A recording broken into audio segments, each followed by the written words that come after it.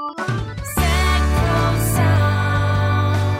people and communities together on seclosounds.org. Your listening station.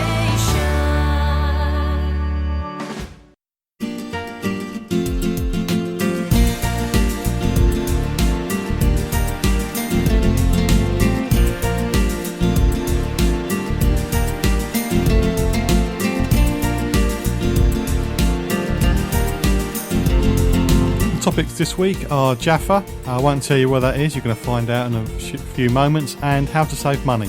That's all coming up on the John Guinn Travel Show on seclosounds.org.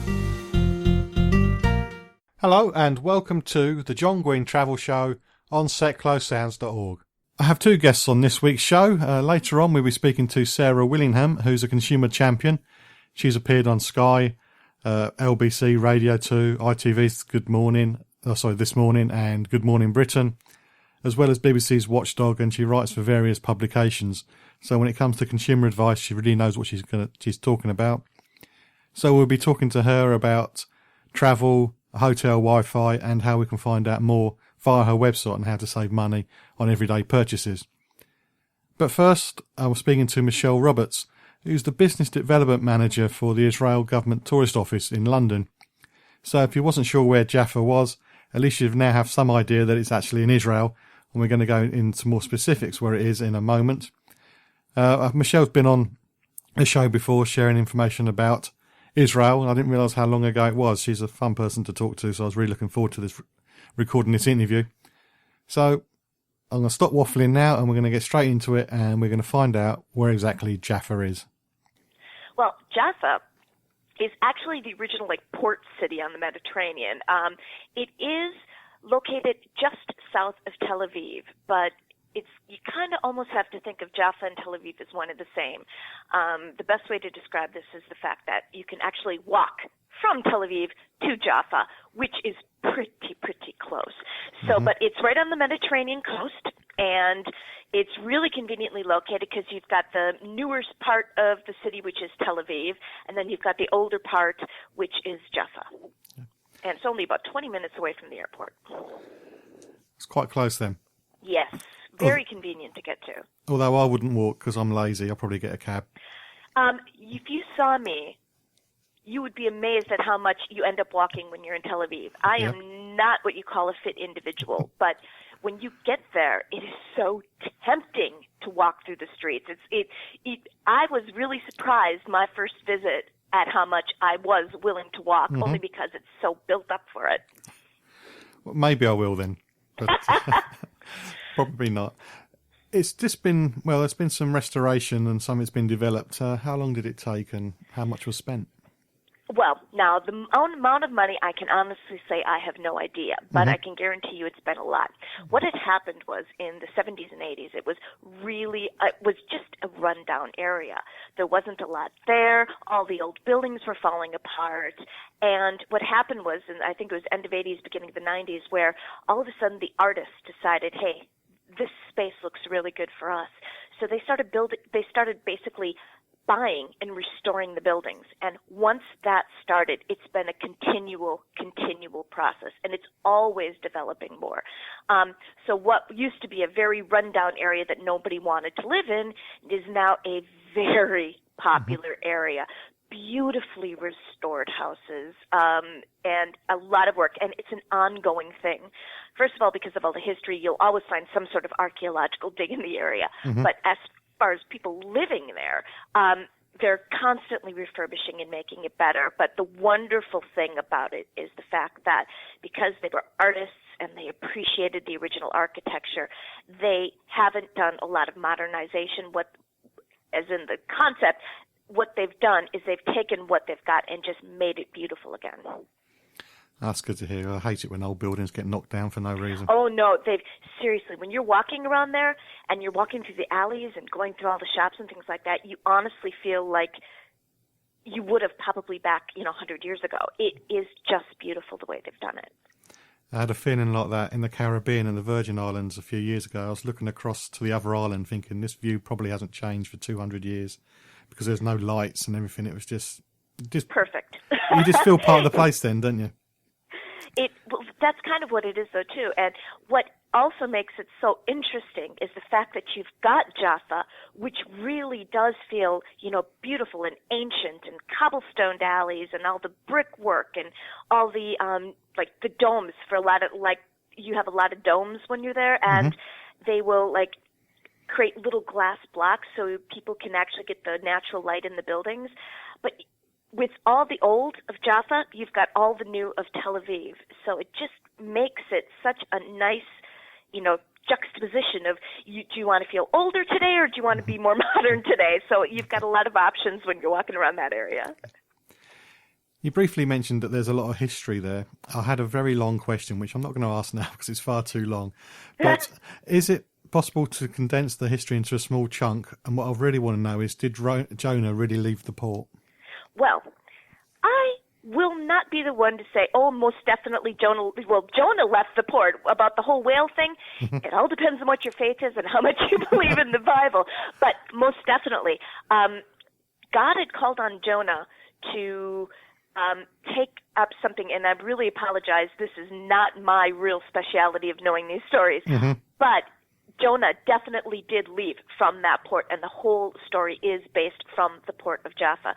But history, it's been through all these different segments. It is one of the oldest ports on the Mediterranean. And not only that, you've got, Napoleon conquered the area. So it's, all the history is through years and years and years. And the one thing I like to recommend is if somebody does go, there are free walking tours in the area. You can actually also get a special app that when you're walking around the area, you've got the little symbol, and you just click on the app, and it actually tells you the history of what you're looking at. But nothing can beat a trip around with a really good tour guide that knows the history. I wish I remembered the name of the gentleman that I had, because he was incredible. When you walk around with somebody who knows what they're talking about, they can show you all the different places, explain what happened. It is really fascinating. Yeah, when I did the research for the interview, there was just so much history coming out. And it's not my religion either, but I think, I've heard about that. Yeah. But the wonderful thing is the fact that a lot of the biblical history, even though it's in the Bible, it is, you can not only look at it as a faith event, but you can also look at it as a historical event. So it is, like I said, you can easily, if you were with somebody who actually knew the history of the area, you could be walking around Jaffa for, 2 days and not hear all the history. It is quite extensive. Gary Fitz here, every Monday, 10 o'clock. Coming up, we've got Eric and Ernie. Join me here on Seclo Sounds. In your smile. It's from 1975. Eric and Ernie were four. Gary, it's not Eric and Ernie, it's Earl and Ernie, the Cape Brothers, Union Man. Oh, I see. Gary Fitz here, every Monday, 10 o'clock. Earl and Ernie.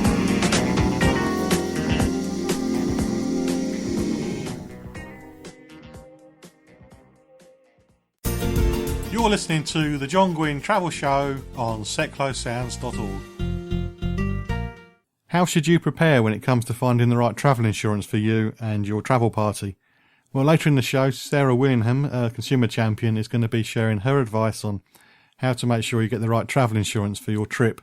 But at the moment, I'm speaking to Michelle Roberts from the Israel Government Tourist Office. We're speaking about Jaffa.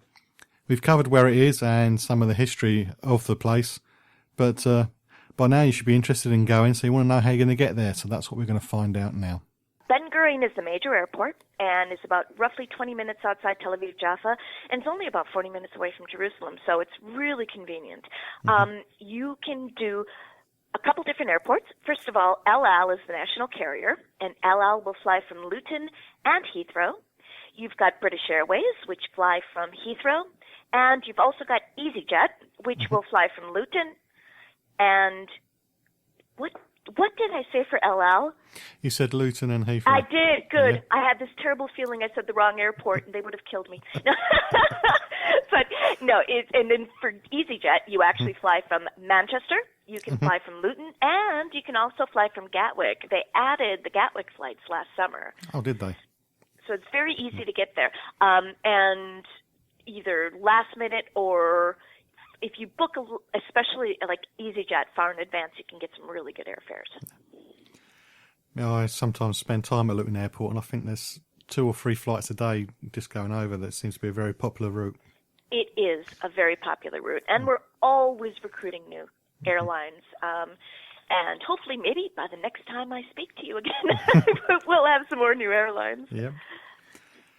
Is Jaffa somewhere for the tourists to base themselves while visiting Tel Aviv, or do people stay elsewhere in the city and just walk over and have a look and then walk back again? Well, it all depends on what your interests are. I would say the hotels in Jaffa probably would be even a little bit quieter than the ones in Tel Aviv, but noise really isn't a major problem at any of the hotels because they're pretty good at, soundproofing and making sure nobody's disturbed. But either or you could stay at. I mean, there is a new hotel I think that's just opened up, and I think it called it the Market. I didn't look that one up, but it is a new hotel that's based in Jaffa. But they're so close to each other. It really is, as we call, much of a muchness, because in Jaffa, you're probably going to tend to get, it's a slightly older area.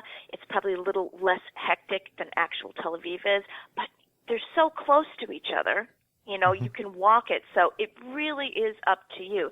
There's a couple really nice big resort hotels as well that are very conveniently located for both Tel Aviv and Jaffa. You've got things like the Dan Panorama, and that one is located right there. You can walk to Jaffa, walk to most of Tel Aviv, and it's in a good central location, also by Carmel Market.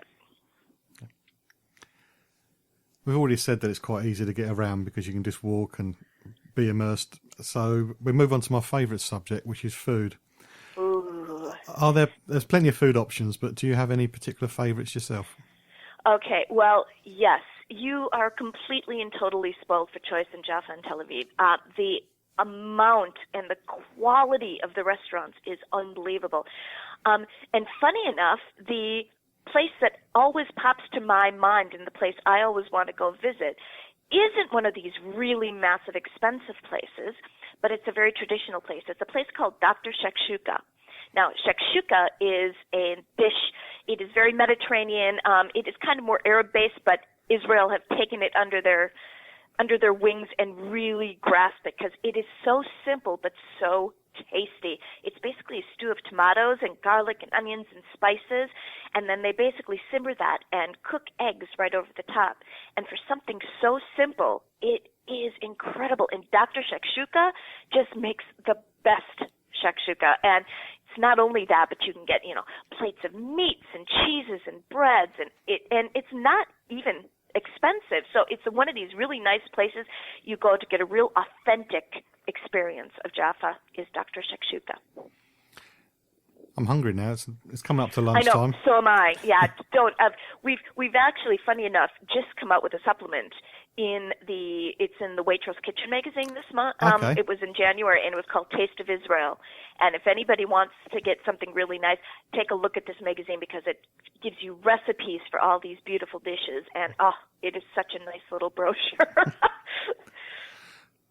Right, try and take my mind off food for a moment, but I've just Okay, got you one go more for it. question food-wise, though. Is there a peak dining period? Do people just go out en masse as a family at certain times of day? Is there times you should avoid, basically? Well, not so much avoid because, one, especially anywhere in Israel, food is very important. So you will always get people going out. But the thing about Jaffa and Tel Aviv is the fact that there isn't just one set time that people go and eat dinner. You can eat dinner any time of day. Tel Aviv and even in Jaffa, you've got restaurants that are open, 3, 4 in the morning. So in Jaffa and Tel Aviv, there's really no rush to eat at a certain time. It really is kind of depends on when you're hungry. Obviously, the normal times, like between 7 and 9 is probably going to be a little bit busier. But the great thing is you don't have to set yourself to one particular schedule because there's availability all the time. Okay, good. I hate being crushed, so I'll just take my time and also and eat. there's a lot of restaurants to choose from. This is Seclo Sounds, and you can listen to us by clicking Listen Live on our homepage at seclosounds.org for a choice of players. Via TuneIn Radio at www.tunein.com, search for